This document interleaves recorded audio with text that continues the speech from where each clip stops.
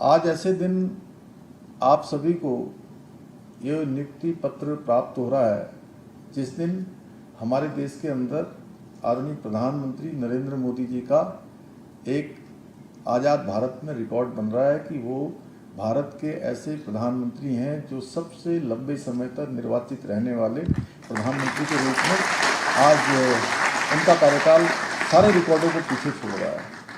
इसलिए इस विशेष दिन की भी मैं आप सबको बधाई देता हूँ।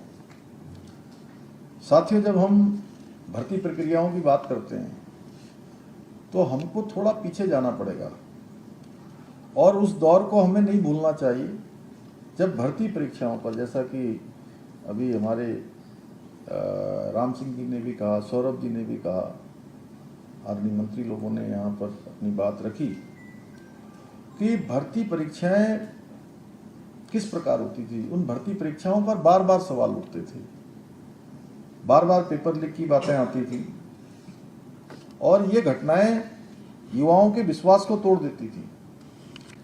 जब नकल माफिया खुलेआम हमारी व्यवस्था को चुनौती दिया करते थे, चैलेंज करते थे और जब दिन रात एक करने वाले होनहार युवाओं के मन में ये डर रहता था कि कहीं उनकी ईमानदारी किसी भ्रष्ट सिस्टम की बलि न चढ़ जाए।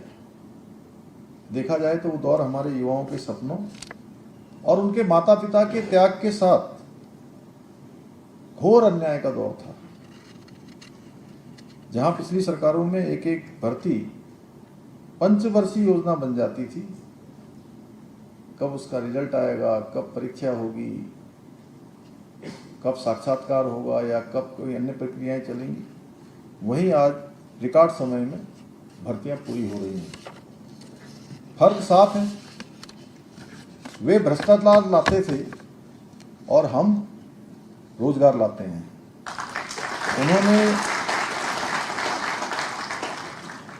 उनके समय में युवाओं को केवल हताशा और निराशा मिलती थी, जबकि आज के समय में युवाओं को नियुक्ति पत्र सौंपने का काम निरंतर होता है। निरंतर इसी प्रकार से कार्यक्रमों का आयोजन होता है, क्योंकि साथियों, हमने संकल्प लिया था कि हम उत्तराखंड के युवाओं के भविष्य के साथ किसी भी कीमत पर समझौता नहीं होने देंगे।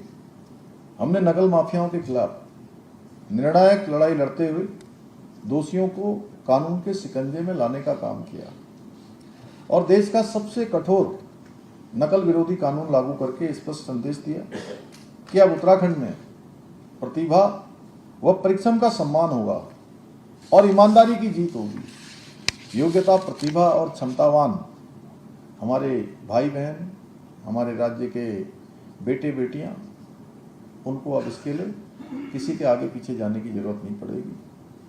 उनको उनकी योग्यता, प्रतिभा ही चयन का एकमात्र आधार होगी।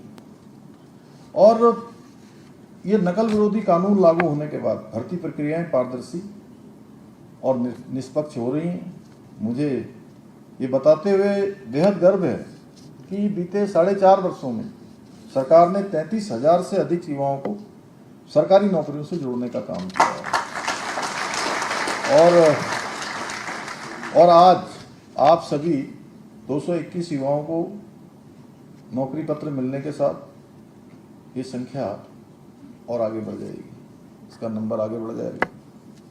साथियों, मैं कहना चाहता हूँ कि ये केवल आंकड़े नहीं हैं, बल्कि हजारों परिवारों के जीवन में आए विश्वास, सम्मान और उम्मीदों के प्रतीक हैं। और इस मंच से मैं आप सभी को बताना चाहता हूँ कि ये शुरुआत है।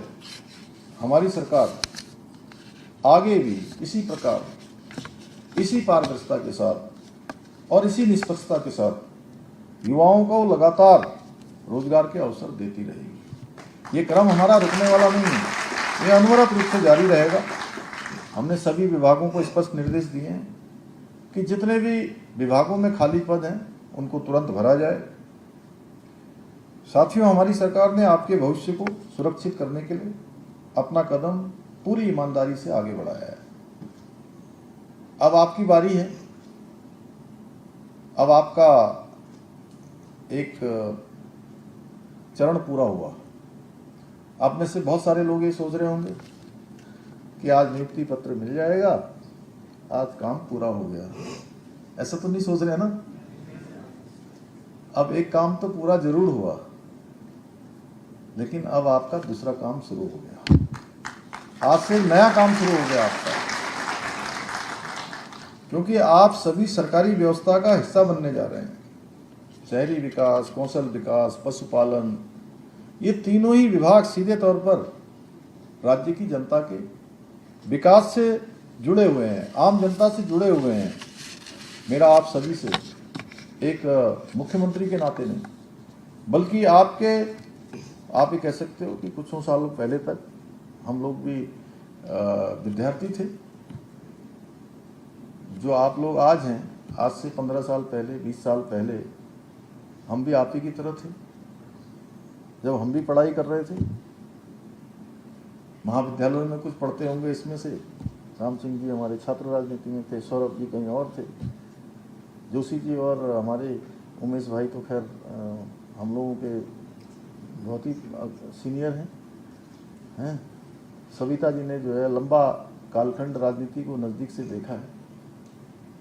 कपूर साहब हमारे राज्य के सबसे अधिक बार के विधायक थे, तो उनके जीवन संगनी के रूप में आपने सारे कामों को नज़दीक से देखा।